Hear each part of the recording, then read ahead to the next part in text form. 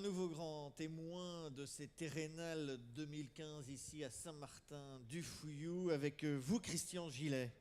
Bonjour. Bonjour. Bonjour. Il n'est pas encore si tard pour se dire bonsoir, donc on va se dire bonjour, puisqu'il doit être aux alentours de 14h30. Christian Gillet, vous êtes le président du conseil départemental de Maine-et-Loire. Oui. Vous avez fait un tour là sur les Terrénales. Effectivement. Alors qu'est-ce que vous avez vu? Qu'est-ce que vous retenez? Écoutez, ici on est aux portes de la ville d'abord, aux portes de la ville d'Angers.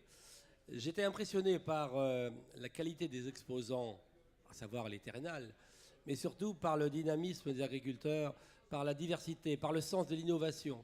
Et ça, il y a des expériences ici formidables qui vont se développer. C'est un véritable laboratoire de ce que sera l'agriculture d'aujourd'hui et de demain. Peut-être plus encore de demain, mais même dès aujourd'hui, on voit qu'il y a des innovations qui n'existaient pas il y a 5 ans. Alors, vous êtes le président de l'Assemblée départementale, donc vous êtes forcément au contact du terrain.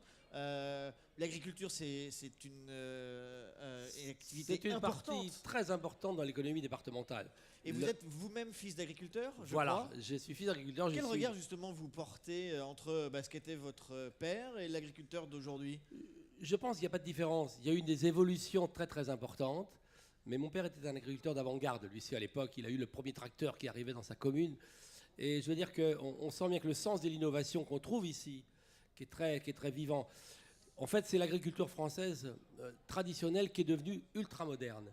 Et je veux dire qu'on parle beaucoup d'écologie et autres. Les agriculteurs sont les premiers écologistes, sont les premiers défenseurs de la nature. Et moi, je le vois partout. La nature ne serait pas ce qu'elle est sans les agriculteurs français. L'agriculture écologiquement intensive, donc vous y croyez? J'y crois parce qu'il faut nourrir la planète aussi. L'écologie pour l'écologie, ça ne veut rien dire. Je pense que nous avons besoin de nourrir correctement avec des produits sains, exempts de produits phytosanitaires en excès, etc., d'antibiotiques en excès. Moi qui suis médecin, je sais que c'est très important.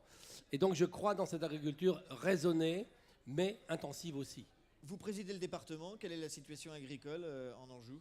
Elle est très contrastée, vous le savez, puisque nous avons beaucoup de production ici, qu'elle soit viticole, agricole, céréalière. Et je dois dire que des secteurs marchent très bien, je ne les citerai pas, mais d'autres marchent moins bien, et vous le savez. Donc il faut être toujours à l'écoute.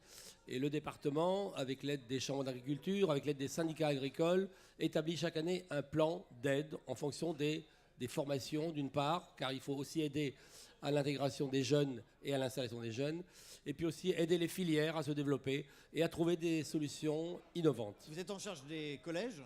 Alors les collèges évidemment. Et les collèges agricoles donc? Non, pas les Non, collèges pas les agricoles, collèges. qui Donc, dépendent ils dépendent directement du ministère de l'Agriculture. Les autres collèges. Par contre, nous avons des actions éducatives en matière alimentaire dans les collèges, par exemple. Avoir des produits sains, avoir des produits de proximité, favoriser les circuits courts, la vente à la ferme éventuellement. Donc tout ceci, nous aidons, modestement certes, mais nous aidons pour le développement d'une agriculture raisonnée, raisonnable, mais aussi écologiquement intensive. Quel regard vous portez sur les innovations que vous avez vues ici? Est-ce que vous avez été étonné? Certaines personnalités qui sont venues ici pendant 2 jours, tour à tour, nous parler sur ce plateau, certains se sont dit bluffés. Votre ami Retailleau a utilisé cette expression, il s'est dit bluffé parce qu'il a vu. Tout à fait. On voit beaucoup d'innovations dans l'agriculture, dans les services, et on avait peut-être une image de l'agriculture un peu plus en retrait. Et en fait, ce n'est pas vrai du tout. On se rend compte ici que l'agriculture est facteur d'innovation, facteur de progrès, facteur de bonne santé. Et ça, c'est très important, puisque vous le savez bien qu'on veut avoir la traçabilité de nos aliments, et à savoir des aliments de bonne qualité. Et je vois qu'ici, on pense d'abord à la qualité, avant peut-être de penser à la quantité. Est-ce que selon vous, l'agriculture et l'agriculture écologiquement intensive est une chance pour l'économie de la région des Pays de Loire? C'est une chance pour notre économie des Pays de la Loire, du département de Maine-et-Loire. L'Anjou, c'est par exemple dans le domaine des semences, dans le domaine de l'horticulture, le 2e département de France, et ça c'est très important. Et je pense qu'on a un devoir d'exemplarité à l'égard pas seulement de la France. Je pense que le ministre le disait tout à l'heure, le monde entier regarde l'agriculture française, qui est facteur d'innovation et qui peut servir à nourrir la planète, car on sait que le problème est devant nous. Merci Christian Gillet d'être passé nous voir. Vous êtes le président du conseil départemental de Maine-et-Loire. Merci. Merci à vous. Et bonne visite si vous restez avec nous cet après-midi. Merci. Merci, au revoir.